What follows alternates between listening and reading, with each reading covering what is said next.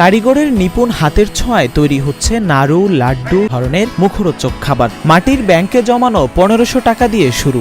এখন এই ব্যবসায় মাসে বেচা বিক্রি হচ্ছে 2 থেকে 3 লাখ টাকা বিক্রি হয় বলে জানান আরিফ খান। এখন আমার আল্লাহর রহমতে এখন অনেক ভালো। মিষ্টি বানাইছি, একটা লাড্ডু বানাইছি, ওই লাড্ডুটাই কিন্তু আবার নিয়ে দোকানে বিক্রি করছি। আরিফ খান একসময় সিনেমার পরিচালক হিসেবে কাজ করেছেন, কিন্তু তার সিনেমাটি সেন্সর বোর্ড আটকে দেয়। এরপর থেকে আর ও পথ মারাননি আরিফ। আমি আসলে ফিল্ম ডিরেক্টর ছিলাম, আমি একটা ফিল্ম করি, সেই ফিল্মে অনেক টাকা আমি যা ইনকাম করছিলাম মিডিয়া থেকে সমস্ত টাকা লগ্নি করি ওখানে, কিন্তু এবং আমার টোটাল টাকাই লস হয়ে যায়। পরবর্তীতে আমি আসলে প্রচুর পরিমাণে একটা ডিফারেন্সে চলে যাই।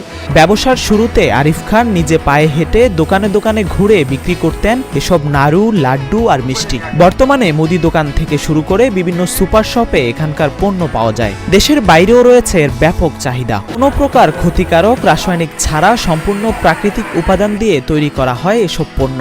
মান আর স্বাদের কারণে দিন দিন ক্রেতার সংখ্যা বেড়েই যাচ্ছে। মজাদার খাবার তৈরির সকল উপাদান গ্রামের প্রান্তিক কৃষকদের কাছ থেকে সংগ্রহ করে সম্পূর্ণ ঘরোয়া পদ্ধতিতে বানানো হয় বলে জানান উদ্যোক্তা আরিফ খান।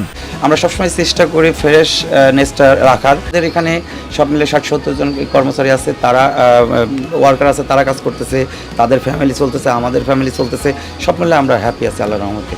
একে ফুড নিয়ে আরিফের রয়েছে অনেক বড় স্বপ্ন। তার ইচ্ছা বাংলাদেশের প্রান্তিক পর্যায়ের গ্রামগুলোতে তার ব্যবসার পরিধি বৃদ্ধি করে বেকার যুবকদের উদ্যোক্তা হিসেবে কাজ করার মানসিকতা তৈরি করা ও 60 থেকে 70 জন কর্মকর্তা ও কর্মচারী। অনেকে আছে স্বাস্থ্যসম্মত খাবার খেতে চায়, দেশীয় খাবার খেতে চায়, তারা এটা যেন তাদের হাত পর্যন্ত পৌঁছায় দিতে পারি।